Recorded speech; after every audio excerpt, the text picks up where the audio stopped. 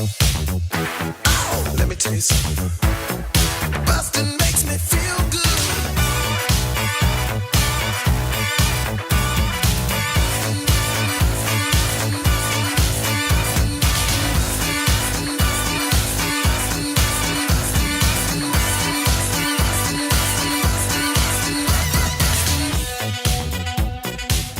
Shall we? Yeah, let's do it. Let's do it. Hi, everybody. Welcome to Blockbusting, the podcast where we love to hate the movies. I'm your host, Jay Light. Joining me today, Keith Ray. Hi, everyone. Hey, how's it going, man? I'm doing well, brother. This is actually like comfortable to do a podcast as opposed to a lot of them I've done that are like in people's kitchens with found furniture. Mm-hmm. This looks like a couch bought by a grown man for a grown man's apartment. So that's what's up. I feel like a grown-ass man living here. Yeah, and I want to say your chair is a lovely accent piece. Thank you. Yeah, I love how you went with different upholstery for the other furniture, not the same. We wanted to because we have a cat who you normally would be roaming around as we record, but it's currently in my in the bedroom, locked away, hanging out with my girlfriend while she does work. Oh, okay. But we got that, and then he started tearing it up. As you can see, there's some little tears on the upholstery. But then the velvet of this couch doesn't really mess with it. It doesn't do it for him, huh? No. Oh, okay. He'll come and hang out. It gets a little cat hairy, but he doesn't really get the joy out of trying to scratch it up that he does that one. So I wound up working out pretty nice. Probably the little holes for his talons to go through. Yeah, he can sharpen up a little bit better. Are they called talons when they're on a cat? I think it's claws. Is it just claws? Talons is a bird, or I guess a reptile has talons. Yeah, that would probably be. Velociraptor, I always thought of as talons, but they're close to birds. They say birds are like dinosaurs or something like that. I don't really know. They always say, well, now they say our interpretation of dinosaurs is wrong. Speaking of dinosaurs, let's talk about Martin Scorsese. Oh, what a man. He's in his late 70s now. Yeah. Still kicking. Yeah, and making great films. Like, I don't want to get it twisted that just because I came to talk shit on a Martin Scorsese film doesn't mean that I don't like Martin Scorsese's. Right. Like, the rest of his work is so fantastic. In fact, I think that that's part of why I don't really care for this film. It's interesting. I think this is the first Martin Scorsese movie that has been picked for the show, and it's impressive. This is we're coming up on 170 episodes. Okay. Nobody has covered a Martin Scorsese film yet, and you brought one to me that I had not seen. It got I remember being out. I remember I was definitely too young to be allowed to watch it. Yeah. Because it was 2002. Yeah. But Gangs of New York. Yeah, Gangs of New York. That's what we're here for. Let's stop pussyfooting around. Well, Gangs of New York had such potential to live up to its preview that it just doesn't do. You know, like when you have Daniel Day-Lewis, who stellar performance in the film. Yeah. Yeah, he's great in everything he does. You really can't go wrong with Daniel Day-Lewis. But when you compliment him with Leonardo DiCaprio basically playing Leonardo DiCaprio, it's not like there's no performance on his end, and he's supposed to be the protagonist of the film. Mm-hmm. He's just this kind of bland, pretty boy who saw some shit as a child. Mm-hmm. Let's go ahead. Let's start where it all starts. It all starts in the beginning with this awesome battle. It's a great battle scene. Yeah. I mean, as far as getting you amped up to watch a movie, the build in the beginning is stellar. Yeah, because it throws you right into the action. Yeah. You're immediately watching Liam Neeson and his sort of ragtag band of other gangs and leaders that he's getting to be on his side to go fight Bill the Butcher. Yeah. They're walking through like catacombs in this church. Yeah, this church apparently has a small city built underneath it, which I don't know if that's accurate. I don't know. I don't know what these Irish are up to. So there's these Irish mole people. Right.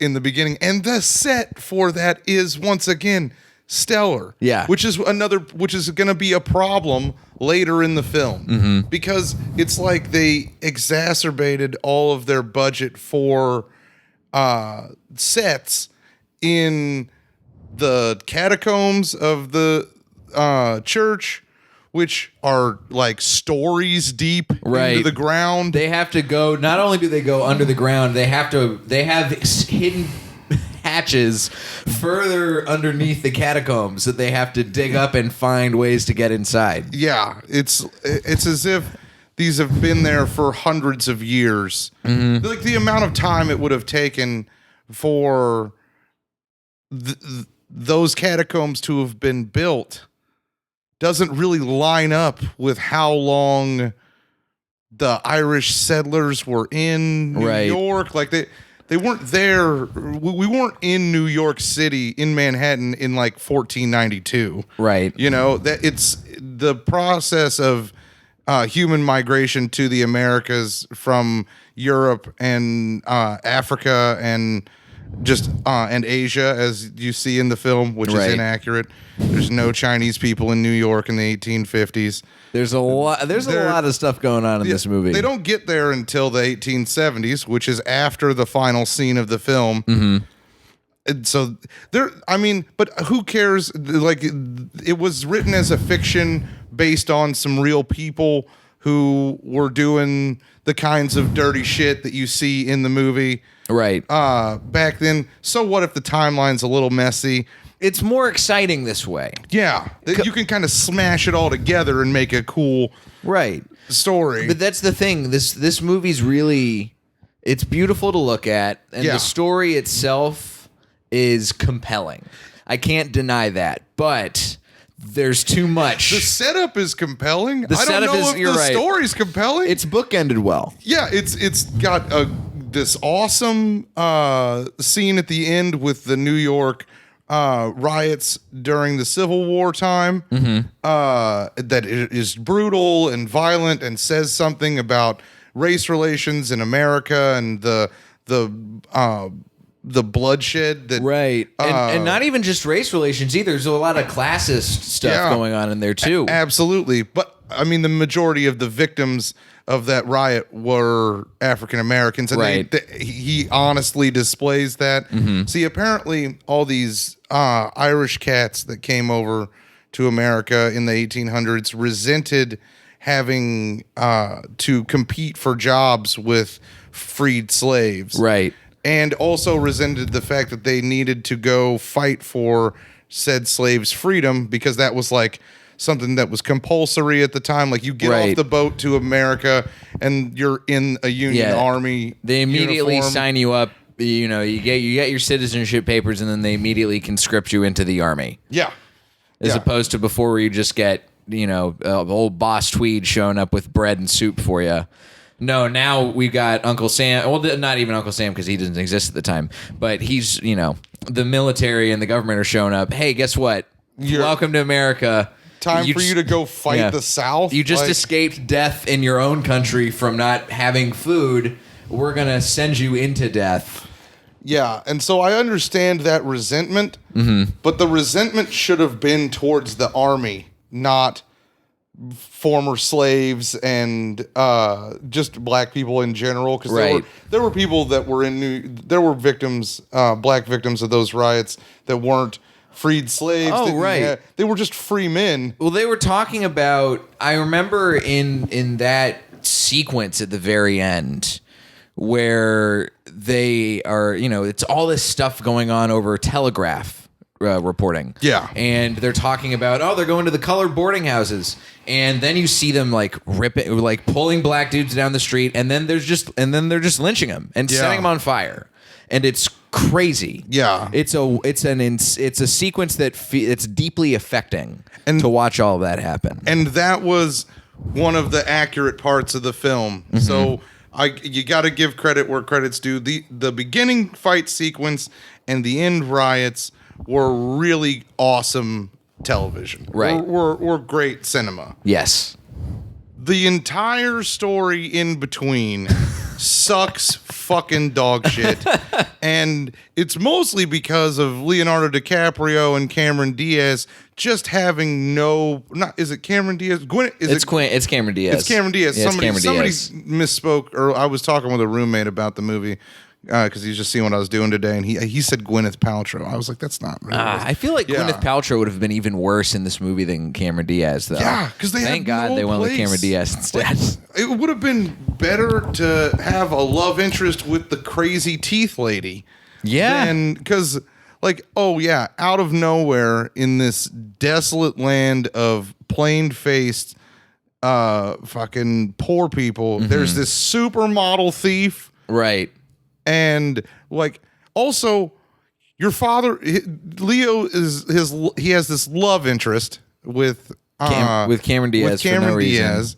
For no reason other than to, I don't know, make reference to how abortion was done in the 1850s. Right.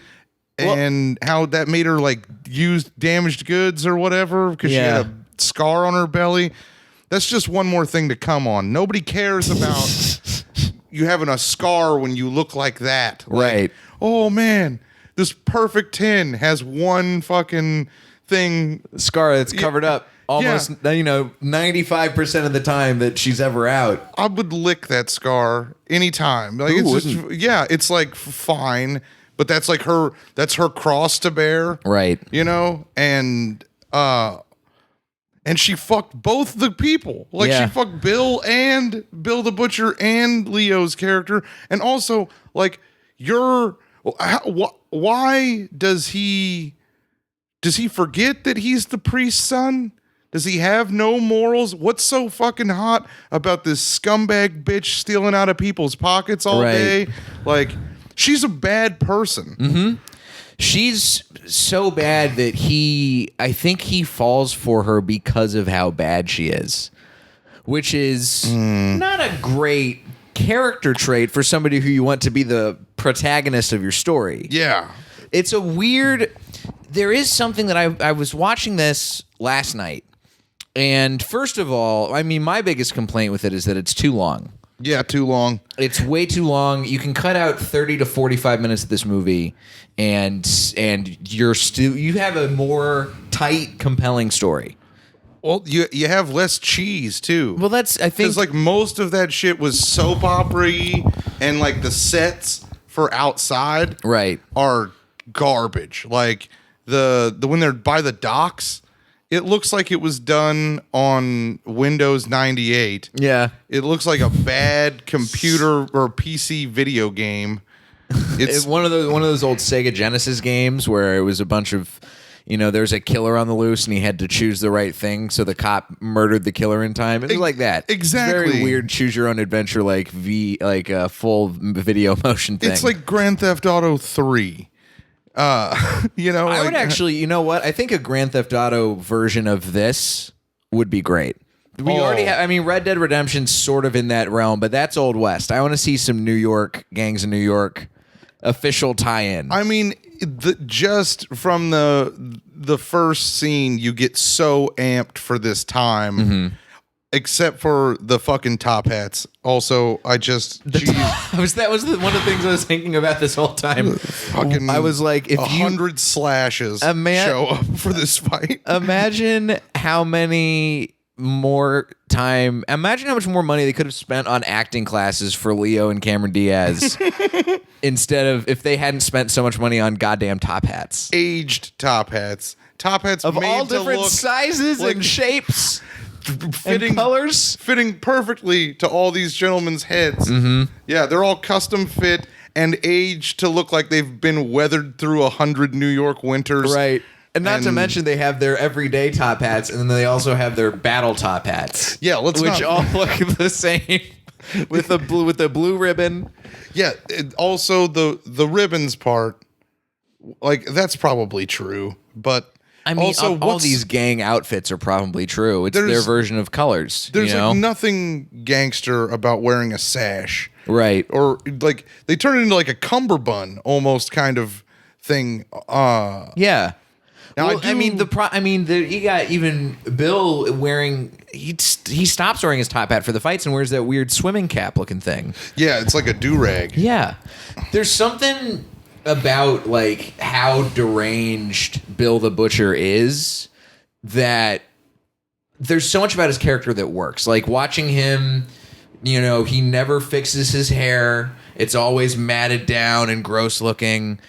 But like him wearing that swimming cap, I'm like, come on, man, I'm not intimidated by you when I see you looking like this. Yeah. You kind of look like a pirate on his day off. Yeah, you look like you've gone from being intimidating to being like the toughest dude at Ren Fair.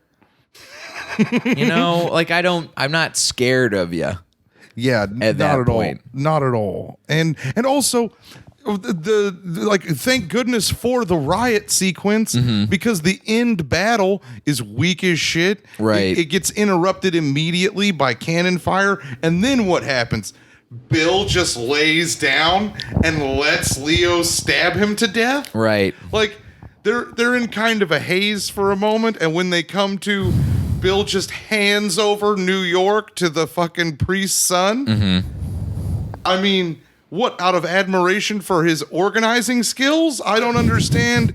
This is your fucking mortal enemy, and it's like, wouldn't Bill the Butcher's last moment on Earth not be laying down, but be, I'm gonna stab the priest's son to death? Right. And that's the last thing I do. And it's kind of ambiguous if they both die or if, I think, well, because they keep showing after the fact, for some reason, Cameron Diaz makes her way back to 5 Points after being like assaulted and, you know, robbed at the ships at the Ironsides, and she's trying to go to San Francisco. And she gets back, and it looks like Leo and Bill the Butcher are both dead. And then she like touches Leo's chest, and he comes back to life. Oh yeah, you're right. I was like, you got to be kidding me. You're right. This is so. I would rather him have been dead. Yeah. And also, it's just a better arc. Why you go right when the chips are down?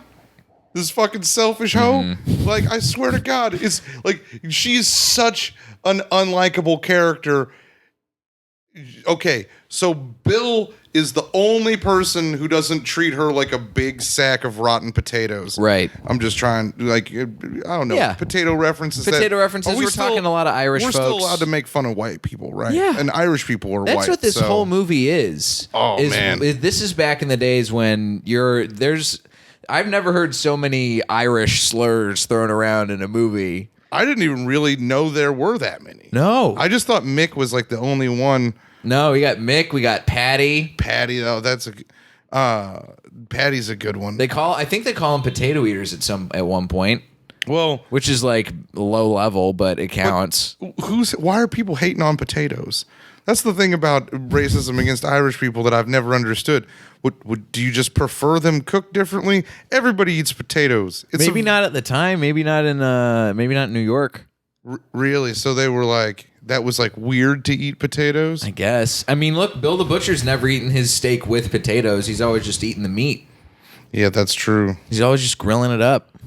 Yeah, and also, like, why does the whole like concept of a butcher that kills people is just so obvious and on the nose. Right. But that he's based on a real person, William Poole, who did own a butcher shop. Yeah. So, like, but like he's like when he stabs that dude in the back, like this is a guy who's known for having honor. Right. Like his whole thing is like he pays reverence to the last honorable man that he knew and stuff, and he fucking stabs that guy in the back for becoming the cop. I think that's like the arc of Bill is like he finally goes from being sort of a gentleman criminal and the head of this organized crime, not even a ring, like the entire all of Brooklyn is under Bill the Butcher's thumb. Yeah. And he that's runs the moment the government, he runs the business, and he runs the shady business that robs the business so that you can cheat the tax exactly. man. And so then as soon as he loses the government, then that's when he snaps, which I think makes sense as an arc. But again, keep in mind, we're talking about the villain of the movie. We care about the villain of the movie more than we care about Leo or Cameron Diaz. Yeah, and they're supposed to be like this love story is not compelling because I don't really care if that bitch ever finds love. Right. Like, but also look at how she betrays the only man who was ever good to her, Bill, to be with Leo. Why? Because he played hard to get? Yep. Like, he's the only guy who ever was like, I don't want to fuck you because you fucked somebody that's like grody. Exactly. And, like mean. Like, oh, this guy, you fucked the guy that killed my dad? I'm not going to lay it into you, liar. It's very high school. Yeah. Yeah. It's like, do you like this chick or not, man? Because if that, like, if it harkens back to like this whole idea of like women sleeping with somebody, making them no longer someone that's a viable option as a mate. Well, it's right there on the face of it when he gets so mad when I think they're in the opium den. And he's smoking next to the lady who's got her tits out, and Cameron Diaz comes and like is bandaging Bill, but everybody's just like, oh, well, we're feeling the opium. And then Leo DiCaprio sobers up immediately and storms out. And then he's like, is there anybody on this island you haven't fucked? Yeah. And then she's like, it's clear. All he cares about, he's gone from being mad at her and not liking her because she stole from him to being obsessed with her. Yeah. Which is weird. It's like I don't buy that as the viable arc of the character. Yeah. This kid who's like spent his entire life planning revenge or avenging, planned on avenging his father. Right. Gets so easily distracted by some thief coups. It's like, I don't get it at all. And then meanwhile, like, this is the portion of the film where everything around it looks cheesy, with the exception of when they're out at the theater. Right. The theater looks great. The catacombs look great. The battle ground looks great. And then any other place that they're at looks corny as hell. The house in which the rich, like the aristocratic, Skermerhorns, yes, where they live looks terrific, right? But there's so much of this movie that I think they tried to cover how not compelling all of the stuff in the middle of the movie was that didn't have anything to do with the actual politics or the gang stuff. Yeah. Because the one caveat I have is that as much as I didn't like the way the story progressed with Leo and Cameron Diaz's characters, I can see why, from a story standpoint, they had a love interest, but they devote too much into everything. Exactly, it's what they do, but they devote too much time to it. Yeah, like the only time when I felt like that needed to exist was in the scene in the theater on the day where they're celebrating killing Leo's dad again. And Bill the Butcher goes up and they're like, hey, let's do a knife throwing show. And he's like, all right. And then it's that whole sequence where he knocks the locket off her chest and then he shatters it and he does, oh, whoopsie daisy. And then he's, coming close to like throwing a knife into her head and then slitting her throat. I like that because you can tell that it's like he's trying to provoke Leo because he knows now. Yeah, now that he knows Leo is the priest's son. Exactly. Like, also, that's compelling. Yeah, that's a viable reason to provoke, to get Leo to provoke. But all of the other stuff, I don't need that to have that still hit. Yeah. Like for me, all of the there's so much extraneous stuff in the middle that just feels like it takes away from the real heart of the story, which is the fight between Bill and Leo. And also the whole assassin side of it. Like, you want to kill him in public, the most powerful man in town. Right. what's your plan for after that? You just gonna walk out of there with your new gal on your arm, all happy? That doesn't make any sense. You spend all this intimate time with this man, and like, why not beat him to death one of the nights that you're just drinking together like a man? Right. You know, you don't have to even sucker punch him. Just get the best of him. Are you not prepared for that? Of course not. Right. He's not, because it's not even remotely feasible that Leo's character could take Bill in a fair fight. No, of course not. So Bill has magical abilities to deflect knives immediately. Yeah, and he's also like a ruthless killer. Yeah. He's not just some kid who went to a violent boarding school and is a decent fighter. Mm-hmm. Like, he's a murderer. He kills people. Like, that's what he does. Yeah. You know, and so, like, just the I don't understand. Bill the Butcher's right. Yeah. When he's like, you have no fucking honor. You're calling him out for being an assassin. Mm-hmm. And it's like, and not only that, he's a weak assassin. Yeah. He fails. He fails so bad. And also the fact that Bill lets him live. Like, he's just like, oh, I'm just going to burn his face. Mm-hmm. He'll never come back for me. Right. Like, that very next scene is him, like, he has to recoup for a moment. He has his Luke Skywalker on Dagobah moment. Yeah. Where he's just hanging out and Cameron Diaz is reading him bedtime stories. Coming back together again so he can do what? Skin a rabbit. Let's get it started. Yep. Listen, I want to change from wearing this fancy outfit to wearing this fancy outfit. Yeah. Yeah. I want stripes. I'm tired of wearing top hats. I want to wear a bandana. Oh, it's so bad. And when they show up at the end, and it's like, naturally, he gets the loyalty of the people who were... Well, that's where the barber comes in. Mm-hmm. Because, like, the barber comes and tells him, like, to be the man he's supposed to be. Right. Instead of a man who's witnessed this town for the last 20 years and has the experience and the street smarts to know that this kid's incompetent and not this, he's not gonna be some great hero. Right.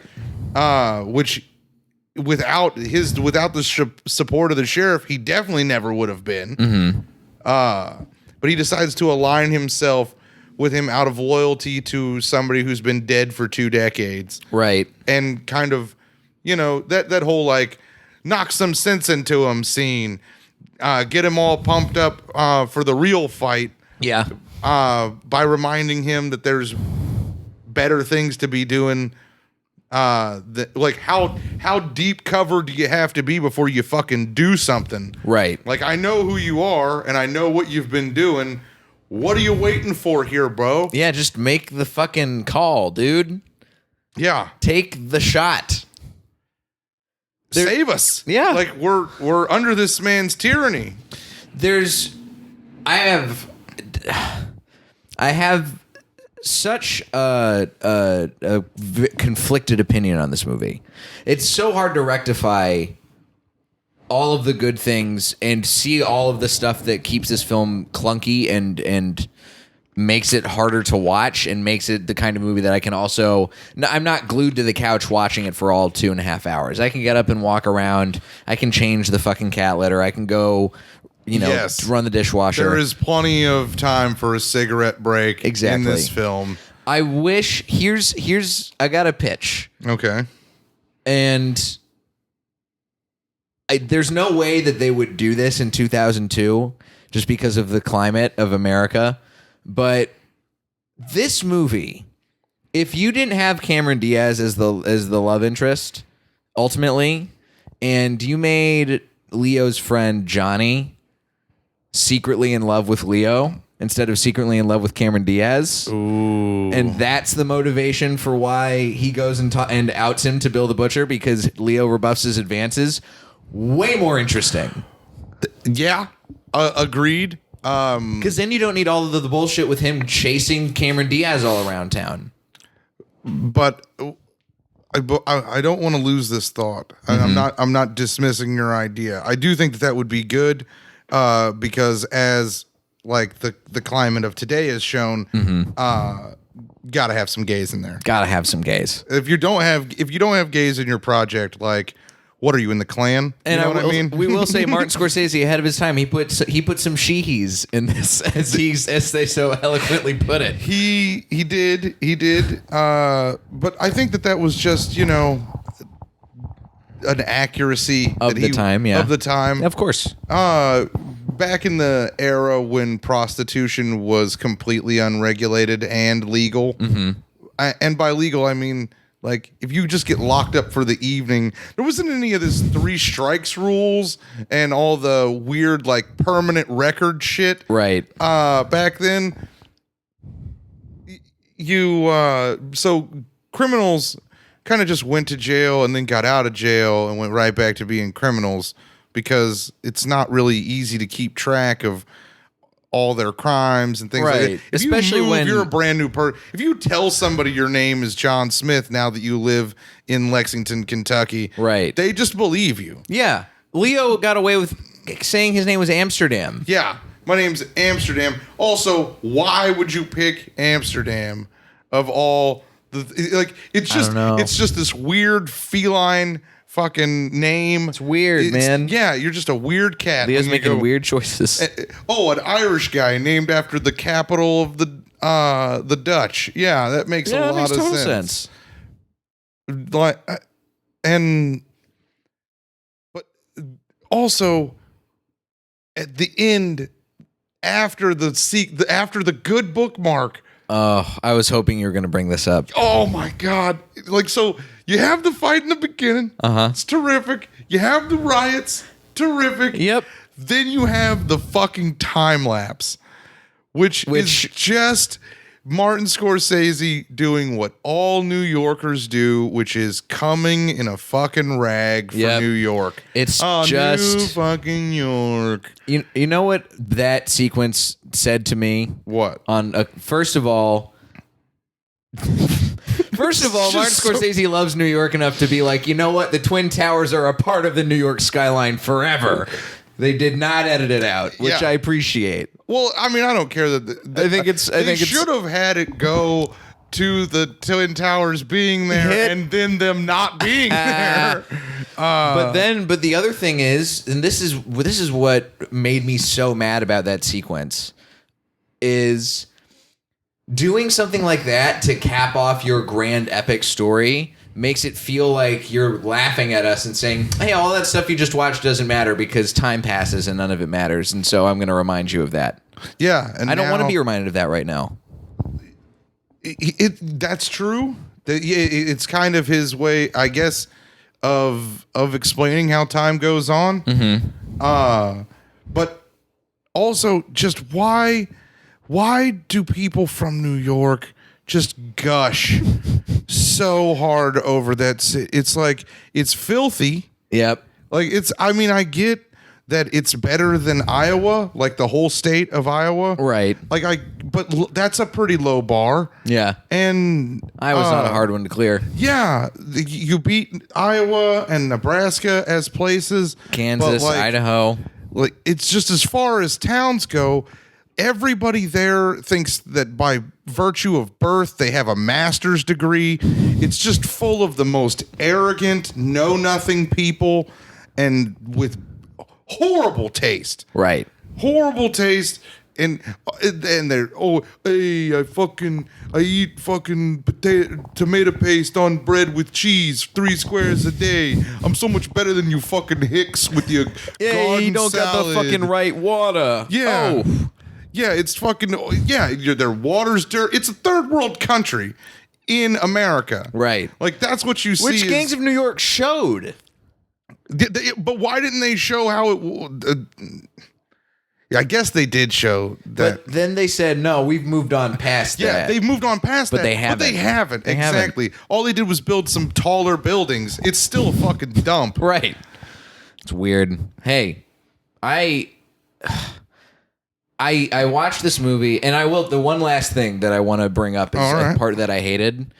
The fucking music in the intro and the credits. That stupid U2 song. Oh man, like why? Why? Why is it there? Why? Did you know this movie was nominated for 10 Academy Awards? Yeah, it didn't win a single one. Yeah, but it was nominated for almost every one that it could have like logistically been nominated for. U2 didn't win the song, did they? No, they got nominated for Best Original Song though. Yeah. Well, I mean that was in the previews. It got nominated for, oh God, yeah, Best Picture, Best Actor, Best Director, Best Original Screenplay, which it's based on a book. How to get nominated for Best Original Screenplay? I guess it's because it's different enough. But yeah, they took a book that was compelling and accurate about a time and made it inaccurate and less compelling.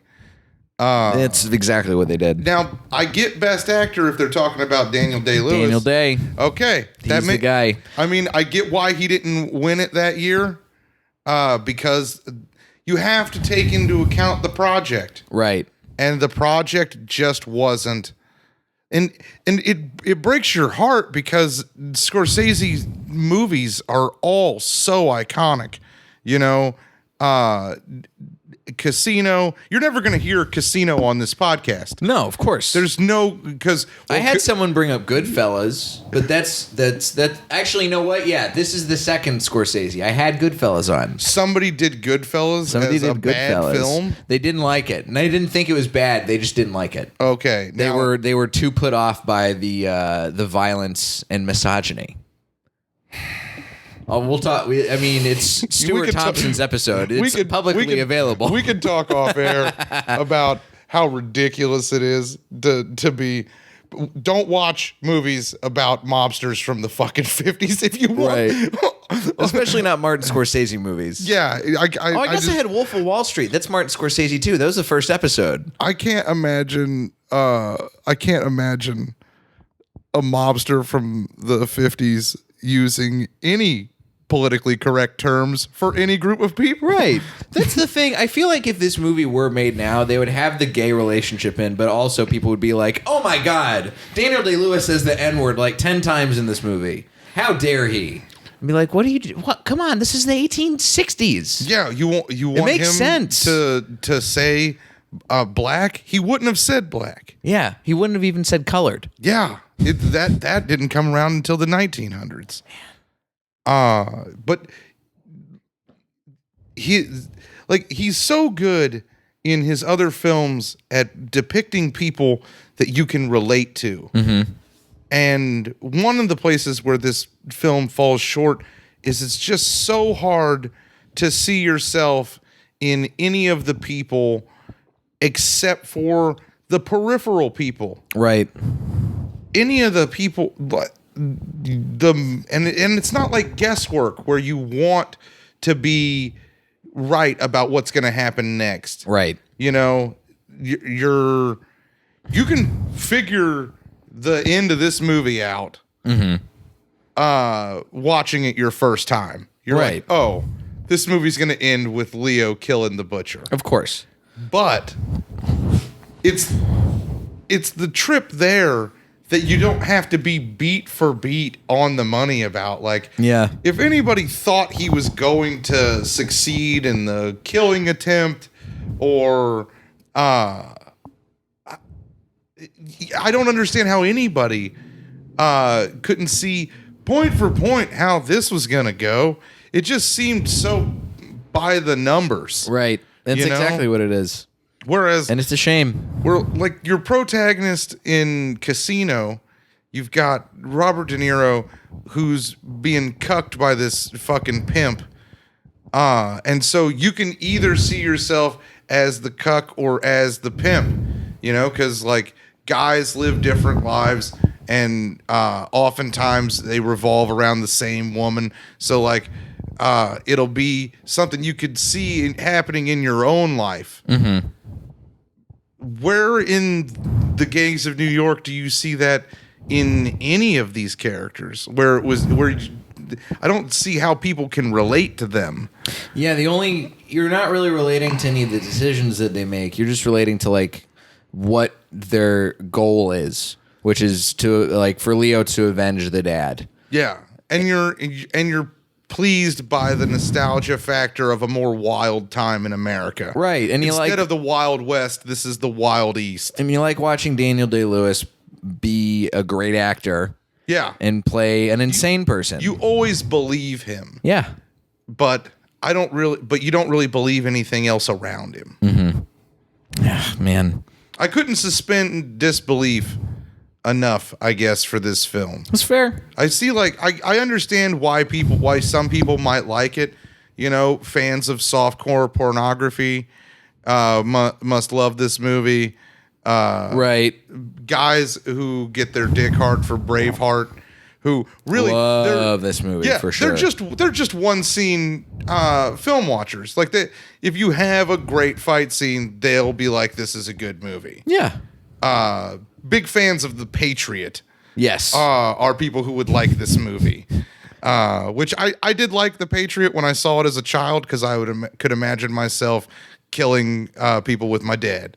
You know, that would be because my dad's a very crazy person. You know what? I mean, if you boil it down, the biggest problem with this movie, and I've said this before about other movies. This is one of those movies that's a movie that is there to make dumb people feel like they're smart and sophisticated for watching it. That's all it is. It's like, hey, we can't get these people to read a book about history. Right. Let's make a movie that kind of shoves history into this Mountain Dew can experience so that they can easily suck it down and feel like they might have some grasp of a part of American history that they weren't familiar with. This is a Mountain Dew version of history. Yeah. My cousin used to, like, you could submit ideas for classes at the high school he went to, and he designed a class where you literally learned history by watching movies of this period. Braveheart, The Patriot, Gangs of New York. What was another one? Gladiator. And what about Glory? I bet Glory was probably in there somewhere too. Is Glory the one with Denzel? Yeah, Denzel and with the Matthew Broderick. Oh, yeah. Oh my God, Matthew Broderick, so bad in Glory. There's a reason why you said it's a Denzel movie first, not a Matthew Broderick movie. Yeah, even though once again he's the star. Right. Yeah, a lot of B performances in A roles. Yeah. Back in that time. Hey, that's how it goes. I'm glad we survived this movie together, Keith. Me too, man. Thanks for bringing it to my attention. Hey, no doubt, you know. Where can the listeners find you if they want to argue with you about the merits of this movie? Oh, I'm on Instagram at Queefray, Queefray, and I'm on Twitter at the same thing, but I don't check that as often. And I'm on Facebook, and I don't have 5,000 friends yet. So if you want to be my friend, you can be my friend. But if I'm just going to let you know right now, just based on some recent incidences, if you have a Confederate flag as your profile picture, I'm not going to be your friend. I got a fucking message request from this guy who's tried to friend me multiple times, and I've declined. And he was like, "How come you won't be my friend? We went to the same high school together." And I was like, "Because you have a Confederate flag as your..."